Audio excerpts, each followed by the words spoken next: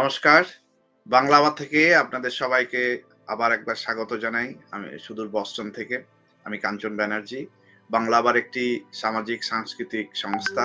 আপনারা যারা পরিচিত তারা জানেন আমরা বিভিন্ন রকমের অনুষ্ঠানের মারফতে বাংলার ঐতিহ্য, বাংলার ইতিহাস, বাংলার শিল্প, বাংলার সাহিত্য এই সমস্ত ব্যাপার নিয়ে আলোচনা করি। আপনারা যারা এখনো সাবস্ক্রাইব করেননি বা লাইক দেননি, আপনাদের কাছে অনুরোধ আপনারা করুন। তাহলে আমরা আরো বেশি উৎসাহিত হব এবং আপনারা যারা আছেন বন্ধু-বান্ধব, ফ্যামিলির সঙ্গে শেয়ার করুন যাতে এই সমস্ত বিশেষ অনুষ্ঠানগুলির আরো বেশি মানুষের কাছে পৌঁছতে পারে। আমি একটু সংক্ষিপ্ত পরিচয় দিচ্ছি। চন্দ্রচূড়, নমস্কার। নমস্কার কাঞ্চনদা।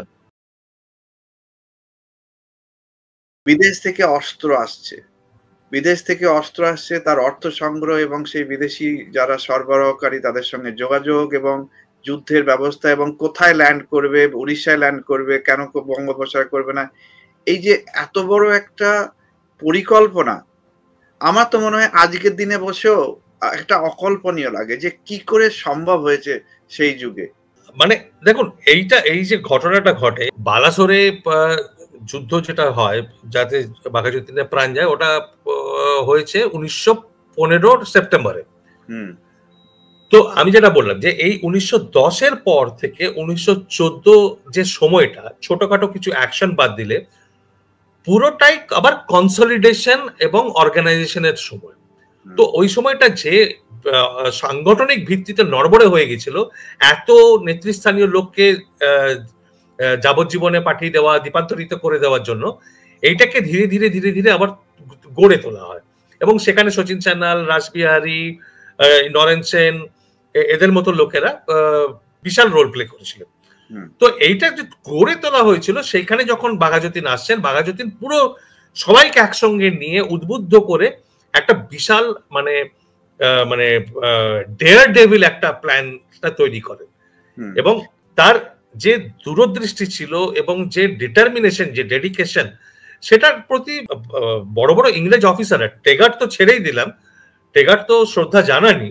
উনি মানে যেটা বলেন যে বাঘাযতীন যদি ওনার মৃত্যুসজ্জা যেটা বলেন যে বাঘাযতীন যদি আইরিশ হতেন বা ব্রিটিশ হতেন, আজকে তাকে ন্যাশনাল ফ্ল্যাগ নত করে এনাকে শ্রদ্ধা জানানো হতো। এই ধরনের জায়গায় উনি গিয়েছিলেন, এই ধরনের মানে ইন্সপিরেশন উনি দিতে পেরেছিলেন পরবর্তী প্রজন্মকে, তার সমসাময়িক এবং পরবর্তী প্রজন্মকে। তো এই ঘটনাটার পর যেটা হলো সেটা হচ্ছে আবার একটা ভ্যাকিউম তৈরি হলো, নেতৃত্বের আবার একটা ভ্যাকিউম তৈরি হলো। সেকেন্ড রাং অফ লিডারশিপ আছে, তারা কাজ করছেন, কিন্তু ওই যে একজন মাথার ওপরে রয়েছেন যিনি সবাইকে একসঙ্গে নিয়ে চলতে পারেন, সবাইকে একসঙ্গে নিয়ে কাজ করতে পারেন, সেই যে ইউনাইটিং ফোর্সটা সরে গেল। তো ফলে রাসবিহারী চলে গেলেন জাপান, এমএন রয় চলে গেলেন মেক্সিকো, মানে বাকিরা অনেকে মারা গেলেন পুলিশের গুলিতে, পুলিশের সঙ্গে অ্যাকশনে, বাকিরা জেলে। এইটা করতে করতে আপনার যেটা আমরা দেখতে পাচ্ছি যে মানে আবার স্তিমিত হয়ে গেল এবং 1917 সালে তো ব্রিটিশ সরকার এই রাওলাট কমিশন বসালো, রাওলাট কমিটির ডিটেলে আমার মনে হয় না যে বিপ্লবী আন্দোলনের উপর অত ভালো ডিটেলড রিপোর্টার আছে। তো একদম খুঁটিনাটি নিয়ে সব কোথায় কোথায় মুভমেন্ট হচ্ছে, কোথায় কি কনস্পিরেসি, নেটওয়ার্কে কারা কারা জড়িত, সব ইনভেস্টিগেশন করে রাওলাট কমিটির রিপোর্ট বেরোলো 1918-তে এবং যে রেকমেন্ডেশন ওনারা দিলেন, সেই রাওলাট কমিটির রেকমেন্ডেশনের উপরে পাস করা হলো নতুন আইন, রাওলাট অ্যাক্ট 1919-এ। তো এই 1919-এ যে রাওলাট অ্যাক্ট হলো, তারপরে আপনার হলো জালিয়ানওয়ালাবাগের হত্যাকাণ্ড। তখন এমন একটা পরিস্থিতি, একটা অদ্ভুত কনফিউজিং পরিস্থিতি। 1918 সাল, 1919 সাল, এই সময়টায় ভারতীয় রাজনীতিতে গান্ধীজি উঠে আসছেন। তখন ইমার্জিং স্টার, অহিংসা, সত্যাগ্রহ, এইসব কনসেপ্ট গুলো নিয়ে তখন অলরেডি ওনার নাম চারিদিকে ছড়িয়ে পড়েছে। চম্পারণে 1917 সালে যে যা করেছেন সেটা নিয়ে নাম ছড়িয়ে পড়েছে। আপনার খেড়া সত্যাগ্রহ, তারপরে পরে বছর তো আহমেদাবাদে, এই সব জায়গায় ঘুরে ঘুরে ঘুরে ঘুরে মানে লোকমুখে, জনশ্রুতিতে ওনার এমন একটা নাম তৈরি হয়েছে যে এই একটা কথা যেটা অনেকে মাথায় রাখেন না গান্ধীর ইনিশিয়াল ইয়ার্স গুলো নিয়ে আলোচনা করার সময়, যে ওনাকে একটা ডিভাইন ইমেজ দিয়ে দেওয়া হয়েছিল লোকমুখে জনশ্রুতিতে। তো মানে একটা ইমেজ তৈরি করা হয়েছিল যে মানে একদম ঈশ্বর প্রেরিত পুরুষ। গান্ধীজি কেউ তো বলতো না, তখন ওনার নাম ছিল গান্ধী বাবা, সাধারণ লোকের কাছে নাম ছিল গান্ধী বাবা।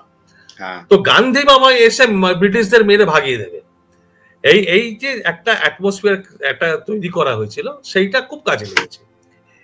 যদিও তখন দ্বিতীয় বিশ্বযুদ্ধের শেষের বছরটায় গান্ধীজি ব্রিটিশ সৈন্য দলের জন্য ভারতীয় সেনা রিক্রুট করছেন এবং করতে পারছেন না, লোক পাচ্ছেন না, ফলে প্রেসারে এসে মানে ওনার ডিপ্রেশনে শরীর ভেঙে যায়, শরীর খারাপ হয়ে যায়। তখন ঘটে জালিয়ানওয়ালাবাগ, এবং জালিয়ানওয়ালাবাগ কেম অ্যাজ আ টার্নিং পয়েন্ট নানাভাবে। জালিয়ানওয়ালাবাগের প্রতিবাদ যেটা শুরু হয় আপনার রাওলাট অ্যাক্টের প্রতিবাদ অ্যাকচুয়ালি যেটা শুরু হয়, ওখানে গান্ধীজি এই যে সত্যাগ্রহ, যে অহিংস প্রতিবাদ, সেইটা ইমপ্লিমেন্ট করার, এক্সপেরিমেন্ট করার সুযোগটা পান। এবং প্রথম দিকে প্রায় সবকটাই ফেলিয়ার হয়, এবং উনি অ্যানাউন্স করে উইথড্র করেন। তো কেননা লোকে ভায়োলেন্ট হয়ে যাচ্ছে, পুলিশ মারছে, লোকে ভায়োলেন্ট হয়ে যাচ্ছে। তো এটা করতে করতে এটা একটা কনসেপ্ট কিন্তু উঠে এলো অ্যাজ অ্যান অল্টারনেটিভ। এতদিন তো কোনো অল্টারনেটিভ ছিল না, অল্টারনেটিভ দুটো ছিল। একটা হচ্ছে যে পুরনো ভারতীয় কংগ্রেসের যেটা অনুনয় বিনয় পিটিশনের রাস্তা, এবং বিপ্লবীদের যেটা অ্যাকশন, যেটা অ্যাগ্রেশন অ্যাকশন, এবং মানে সমূলে উৎপাটন করা ব্রিটিশ সাম্রাজ্যকে, সেইটার এই দুটো রাস্তা।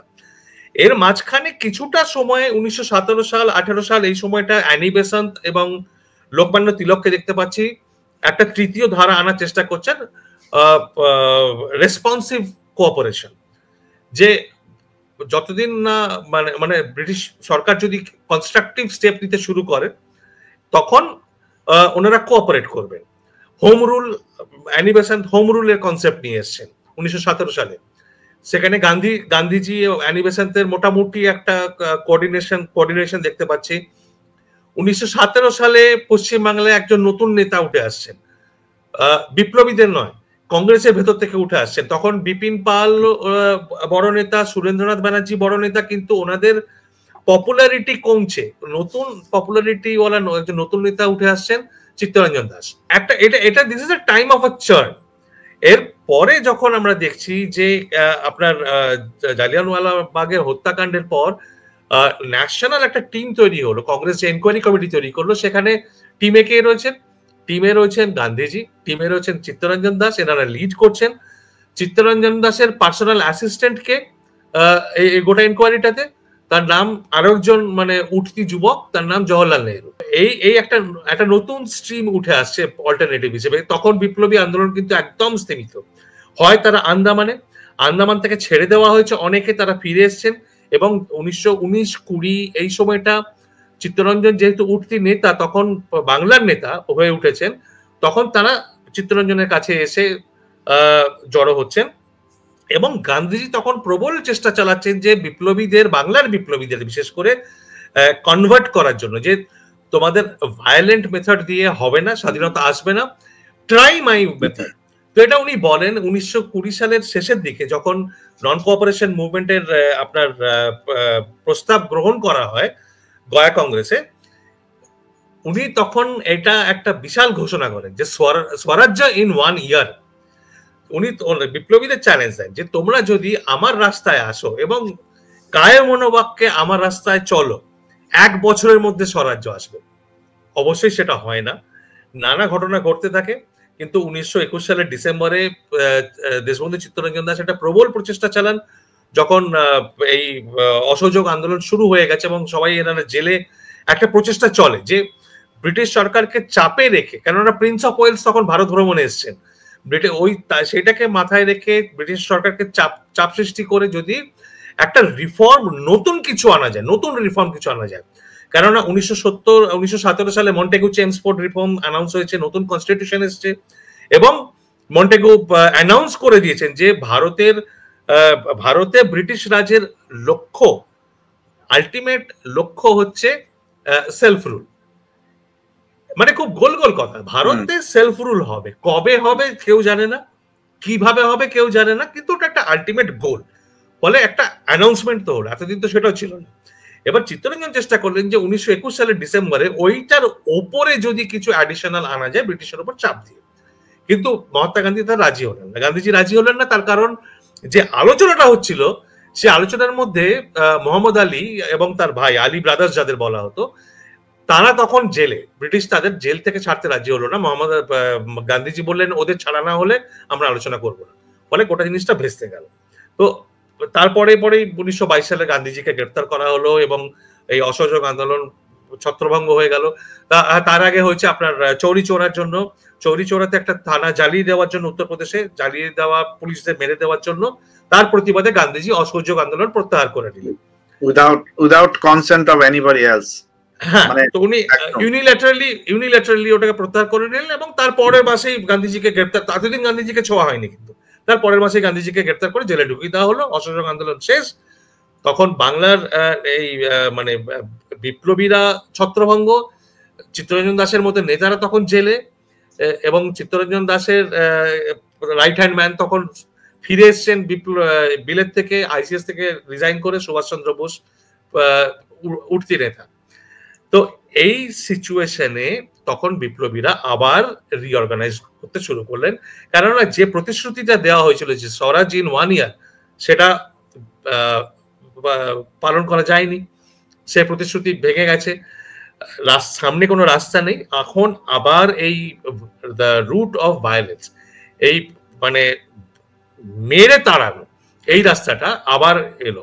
1924 সালে একটা বিশাল বিতর্ক সৃষ্টি হলো যখন চার্লস টেগারকে মারার জন্য আবার এই গোপীনাথ সাহা বোম ছুড়লেন এবং আবার ভুল করে, সেই ক্ষুদিরামের গল্প, আবার ভুল করে আর্নেস্ট ডে বলে আরেকজন ইংরেজ মারা যান ভুল করে। তো গোপীনাথ সাহার ফাঁসি হয় এবং গান্ধীজি এবং চিত্তরঞ্জনের একটা বিশাল বিরোধ এখানে শুরু হয়, যে গোপীনাথ সাহাকে শ্রদ্ধা দেওয়া নিয়ে, শ্রদ্ধা জানানো নিয়ে কংগ্রেসে formal resolution. Gandhiji tooth and nail সেটাকে অপোজ করেন যে না, আমরা এই হিংসাবাদী আন্দোলনকে আমরা সম্মান জানাতে পারি না, বিপ্লবী হিসেবে সম্মান রয়েছে, কিন্তু কংগ্রেস অফিশিয়ালি কন্ডেম করেছিলেন, কন্ডেম করেছিলেন। এবং চিত্তরঞ্জন জোর দেন যে প্রথমে বাংলার কংগ্রেসে যেটা বেঙ্গল কনফারেন্স যেটা হতো, সেখানে প্রস্তাব পাস করানো গান্ধীজির উপস্থিতিতে গোপীনাথ সাহাকে শ্রদ্ধা জানিয়ে, এবং তারপরে সর্বভারতীয় কংগ্রেসে গান্ধীজির গান্ধীজি বিরোধ করেন এবং গান্ধীজি রেজলিউশন জিতে যায়। বিরোধ মানে চিত্তরঞ্জন সেখানে রেজলিউশন পাস করাতে পারেননি, কিন্তু এত কম ভোটে জেতেন, গান্ধীজি বলেন this is effectively my defeat. তো Congress has taken a violent route, I mean violence is overpowering everything. তো এই জিনিসটা আবার বাড়তে থাকে। এই যে এই বিপ্লবীদের অ্যাক্টিভিটি যখন বাড়ার মুখে, ব্রিটিশ গভর্নমেন্ট সেই আবার পুরোনো প্যাটার্ন রিপিট করলো। কেননা এর আগেই এটা 1924-এ ঘটে, এর ঠিক একটু আগে 1923-এ গান্ধীজির সঙ্গে মতবিরোধ করে চিত্তরঞ্জন দাস স্বরাজ্য দল তৈরি করেন, চিত্তরঞ্জন এবং মতিলাল নেহেরু, এবং তারা গান্ধীজির বিরুদ্ধে গিয়ে, মতবিরোধে গিয়ে অ্যাসেম্বলি ইলেকশন, মিউনিসিপ্যালিটি ইলেকশন এগুলোতে কন্টেস্ট করেন এবং সব নির্বাচনে জেতে।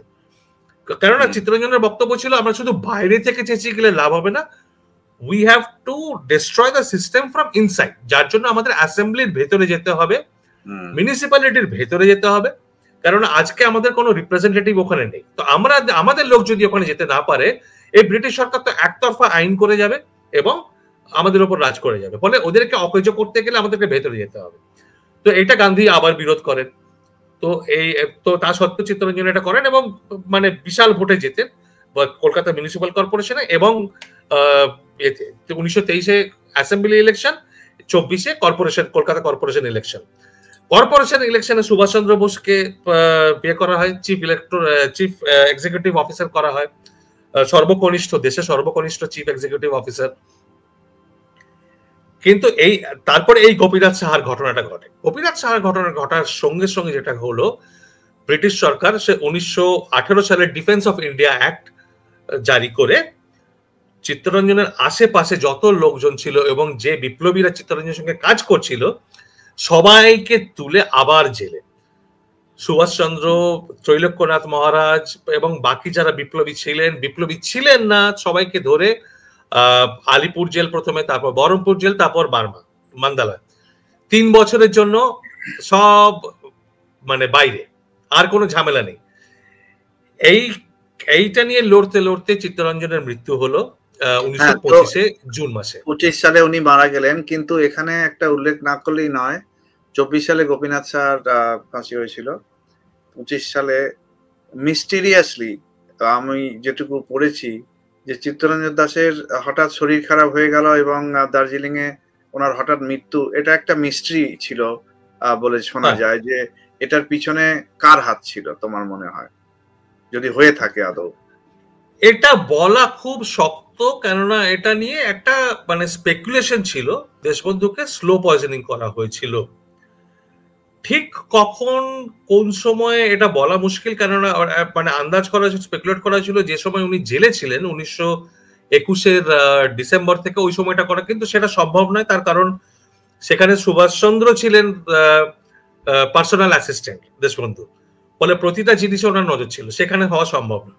পরবর্তীকালে যদি হয়ে থাকে, কখন হয়েছিল, কেমন ভাবে হয়েছিল, সেটা আজকে মানে সেটা বলা খুব শক্ত, কিন্তু এই সন্দেহটা ছিল যে ওনাকে স্লো পয়জনিং করা হয়েছে। না, এই জন্য আমি উল্লেখ করলাম কয়েকজন মানুষের মৃত্যুর জন্য, অকাল মৃত্যুর জন্য সে গোটা ভারতবর্ষের ইতিহাসটা কিভাবে ওলটপালট হয়েছে। সে মহারাজা হেমু থেকে শুরু করে তিনি যদি মানে মারা না যেতেন, পরবর্তীকালে দেখা যাচ্ছে যে আমরা চিত্তরঞ্জন দাস মানে বালগঙ্গাধর তিলক, উনি যে তিলক যদি এইভাবে না মারা যেতেন, হয়তো গান্ধীজির আবির্ভাব হতো না। গান্ধীজির আবির্ভাব, তিলকের অকাল মৃত্যু বলা যায় না, কারণ বালগঙ্গাধর তিলক তখন মানে পরিণত বয়স, আর উনি ফিরে এসেছেন বার্মা থেকে, মান্দালয় থেকে, শরীর ভেঙে গেছে, ফলে ওনার মৃত্যুটাকে অকাল মৃত্যু বলবো। লালা লাজপত রায়ও বেশ পরিণত বয়সেই মারা গেছেন। তো আমি ওই জন্যই বলছি যে এনাদের প্রস্থানের ফলে গান্ধীজির জায়গাটা বড় হয়ে গেল।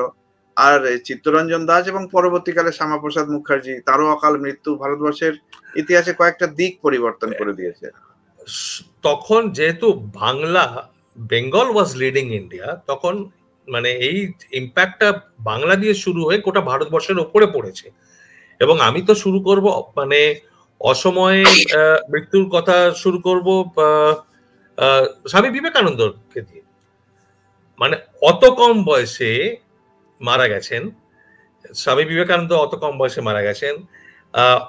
অরবিন্দ সন্ন্যাস নিলেন, মোটামুটি একটা কম বয়সে নিয়েছেন, 1910-এ সরে গেলেন। তারপরে উনি আরো এত বছর বেঁচে ছিলেন, কিন্তু রাজনীতির সঙ্গে আর নেই, ফলে রাজনীতি থেকে কত বছর দূরে রইলেন। সেটা হলো দেশবন্ধুর মৃত্যু মানে রাস্তা খুলে দিল গান্ধীজির বাংলায় ঢুকে পলিটিক্সকে ক্যাপচার করার জন্য। একদম। এবং সেই সময় দেশবন্ধুর যারা মানে সেকেন্ড রাং অফ লিডারশিপ, তারা সবাই জেলে, এবং যারা রয়েছেন তাদের মধ্যে ওই খেয়েই লেগে গেল কে ক্ষমতায় আসবে, কে দেশবন্ধুর জায়গা নেবে। সেইটা মিডিয়েট করার জন্য গান্ধীজি ওই রাস্তা ধরে ঢুকে যতীন্দ্রমোহন সেনগুপ্তকে অ্যাপয়েন্ট করলেন। ট্রিপল ক্রাউন বলা হতো, মানে বাংলা কংগ্রেসের প্রেসিডেন্ট, অ্যাসেম্বলিতে লিডার এবং কর্পোরেশনের লিডার। তো ফলে যেটা হলো যে যতীন্দ্রমোহন সারা জীবনের জন্য কমিটেড গান্ধীবাদী হয়ে গেলেন। এরপরে মানে যে দেশবন্ধুর মৃত্যুর পর কিছুটা সময় বিধান রায় এনারা ছিলেন গান্ধীজির এর বাইরে, অরবিটের বাইরে ছিলেন, কিন্তু তারপরে ধীরে ধীরে যখন দেখলেন গান্ধীজির প্রতিপত্তি বাড়ছে, এরাও ধীরে ধীরে গান্ধীজির দলে ঢুকলেন। কিন্তু এখানে একটা মানে অন্যভাবে যদি দেখি যে এই ঘটনাগুলো খুবই দুঃখজনক, কিন্তু একই সঙ্গে একটা শুরু হচ্ছে একটা নতুন দিগন্ত নেতাজির মধ্যে দিয়ে, সেটা হয়তো গান্ধীজির ডিসেপশন বা কংগ্রেস পার্টির ডিসেপশন যদি না থাকতো, হয়তো নেতাজি দেখা যেত এখনো পর্যন্ত ওই কংগ্রেস নিয়েই পড়ে আছেন বা ওই ধরনের মতবাদ। কিন্তু এই যে বিপ্লবী নেতাজি, বিপ্লবী সুভাষ বোস যখন তৈরি হচ্ছেন একই সাথে, সেটাও কিন্তু একটা একটা মন্দের থেকে মানে যে সিচুয়েশনটা তৈরি হলো চিত্তরঞ্জন দাসের চলে যাওয়ার, কিন্তু নেতাজির উত্তরণ যেটা, সেখানে কিন্তু একটা কন্ট্রিবিউশন, মনে ইনডিরেক্ট কন্ট্রিবিউশন, যে নেতাজি তাহলে হয়তো থেকেই যেতেন ওইভাবে, বিপ্লবী নেতাজিকে আমরা হয়তো পেতাম না, বিশ্ব নেতা নেতাজিকে হয়তো পেতাম না। এরকম কি তোমার মনে হয়? সেটা একটা ঘটনা, সেটা একটা পসিবিলিটি। দেখুন মানে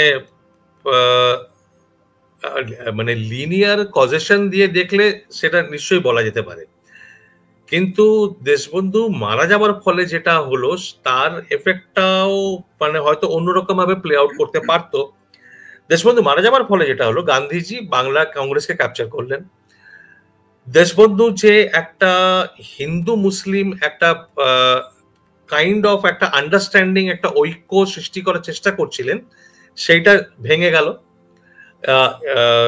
এই বেঙ্গল প্যাক্ট নিয়ে অনেকেরই আজকের দিনে আপত্তি রয়েছে, কিন্তু বেশিরভাগ আপত্তিটাই কনটেক্সট না বুঝে এবং কিভাবে তৈরি হয়েছিল, কেন তৈরি করা হয়েছিল, সেই কারণগুলো সঠিকভাবে বিশ্লেষণ না করেই আপত্তিটা করা হয়। কিন্তু পরবর্তী দেশবন্ধুর মৃত্যুর পরে ওই বেঙ্গল প্যাক্ট ভেঙে গেল, তখন সুভাষচন্দ্র জেলে। কিন্তু ওই যে ভেঙে গেল, যেটা হয়েছিল যতীন্দ্রনাথ মুখোপাধ্যায়ের বাঘা যতীনের মৃত্যুর পরে, যে ইউনাইটিং একটা ফিগার, সবাইকে ধরে রেখে একসঙ্গে নিয়ে কাজ করার যে ক্ষমতা, সেটা বাঘা যতীনের পরে দেশবন্ধু ছিল, আর কারো ছিল না। এই দেশবন্ধু চলে যাওয়ার পরে এইটা ভেঙে ছত্রাকখানা হয়ে গেল, আর কেউ ধরে রাখার মতো কেউ লোক রইল না। বাকিরা যারা রয়েছেন তারা সবাই খুব ইয়াং, এবং যারা পরিণত বিপ্লবী, তাদের মধ্যে ওই পপুলারিটি বা পপুলার প্রেজেন্সটা নেই যে তারা এসে ওই দেশবন্ধুর জায়গা নিতে পারবে, সেরকম কেউ নেই। তো ফলে যে ভাঙন শুরু হলো, কংগ্রেসের মধ্যে ভাঙন শুরু হলো, এবং এই বেঙ্গল প্যাক্টকে একটা অদ্ভুত ভাবে ইমপ্লিমেন্ট করা শুরু হলো, এমন ভাবে করা হলো যেটা সুভাষ বোস নিজে মান্দালয় জেল থেকে তার বেঙ্গল প্যাক্টের বিরোধিতা করে চিঠি লিখলেন শরৎ বোসকে, যে এইভাবে চলতে পারে না, এই বেঙ্গল প্যাক্টে যাওয়ার সময় হয়ে গেছে। তো এবং ওই 1926 থেকে রায়টস আবার শুরু হলো বাংলায়, তীব্র রায়টিং শুরু হলো, হিন্দু মুসলিম রায়ট শুরু হলো।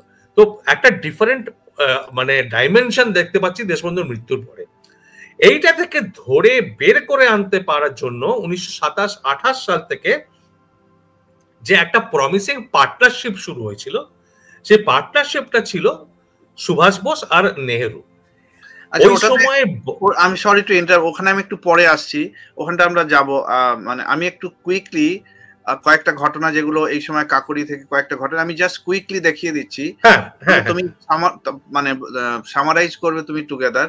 তো অভিনব, তুমি যদি স্ক্রিনটা শেয়ার করো, আমি জাস্ট কুইকলি কয়েকটা যে ঘটনা ঘটেছিল 25 সাল থেকে, যেমন কাকরি কেস, সেখানে বোমা মারা, এই সমস্ত ব্যাপার ছিল।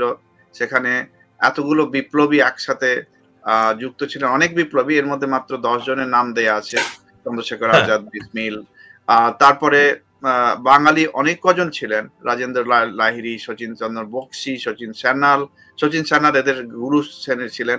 তো যাই হোক, কয়েকজনের নাম আমি এখানে দিয়েছি। তারপরে রাজেন্দ্রনাথ লাহিড়ী, ওনার 17 ডিসেম্বর ওনার ফাঁসি হয়েছিল। এখানে শচীন্দ্র সান্যাল, যার নাম না করলেই নয়, আমি ডিটেলসে যাচ্ছি না, আমি জাস্ট দেখিয়ে দিচ্ছি। শচীন্দ্রনাথ বক্সি, তারও জন্ম 25 ডিসেম্বর।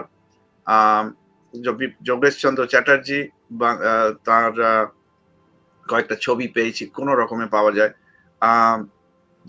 যার কোনো ডিটেলস পাই না, হয়তো চন্দ্রচূড় তুমি হয়তো জানতে পারো। গোবিন্দচন্দ্র কর, ওনার এই একটা ছবি আমি গোটা গুগল সার্চ করে একটাই পেয়েছি, ওনার জীবনী কিচ্ছু আমি আর পাইনি। তারপরে আসছেন 1930 সালে চট্টগ্রাম অস্ত্রাগার লুণ্ঠন। 1930 সালের চট্টগ্রামের ঘটনাটা পরে আসছি, আগে কাকরি নিয়ে এই সময়টা নিয়ে একটু বলি নি, কারণ এই জিনিসটা এই সময় একটা নতুন ধারা একটা ভারতবর্ষে ঢুকেছে তখন। এই 1921 সালে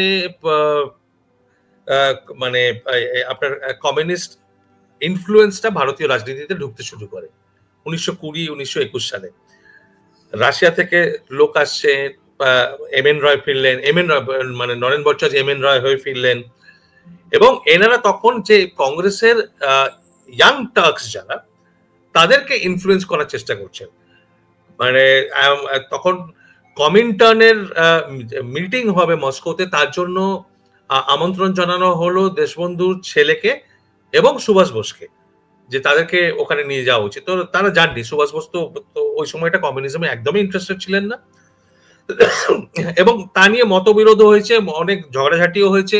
এমনই হয়েছে যে মানে মুজাফফর আহমেদ তখন পরবর্তীকালে নিজের আত্মজীবনীতে লিখেছেন যে সুভাষ বোসকে আমি এত চ্যালেঞ্জ করলাম, কিন্তু উনি আমাকে কখনো মানে আমার সঙ্গে কখনো দিন ডিবেটই করলেন না, মানে আমাকে উত্তর দেওয়ার যোগ্যই মনে করতেন না। তো এটা ওনার একটা খেদ, মনে আক্ষেপ। তো যাই হোক, খুব একটা ভালোবাসা, ভাব ভালোবাসা না ওনাদের যে ছিল সুভাষচন্দ্রের প্রতি, সেটা কোনোদিনই নয়। তো এই জমা রাগগুলো নানা সময় ফুটে ফুটে এসেছে। কিন্তু এম এন রায় তো আবার মস্কো থেকে যখন অলমোস্ট বিতাড়িত হয়ে আবার ভারতবর্ষে ফিরে এলেন, র্যাডিক্যাল হিউম্যানিজম শুরু করলেন, উনি তো আসার পর দুজনের সঙ্গেই দেখা করেছিলেন, নেতাজি এবং জওহরলাল নেহরুর সঙ্গে মোটামুটি ভালো আলোচনা হয়েছিল, কিন্তু সেখানেও নেতাজি ওনাকে প্রত্যাখ্যান করেছেন। সেটাই তো ইতিহাস। প্রথম দিকে এম এন রায় সুভাষ বোসকে কিন্তু নানা জায়গায়, যেমনি আপনার ট্রেড ইউনিয়নের কাজে বলুন বা বিপ্লবী সংগঠনের কাজে বলুন, সব জায়গায় প্রচন্ড সাপোর্ট দিয়েছেন এবং মতবাদের দিক থেকেও সমর্থন জানিয়েছেন, সাংগঠনিকভাবে সমর্থন দিয়েছেন। তো প্রথম দিকের এটা খুব সম্পর্ক খুব ভালো ছিল। তো ওই একদম প্রথম দিকে সেটা ছিল। তারপরে বহুকাল দুজনের কোনো দেখা সাক্ষাৎ হয়নি, কোনো যোগাযোগ ছিল না। আবার সেই দেখা সাক্ষাৎ হয় 1938-এর মাঝামাঝি বোধহয়, ওই সময়টা।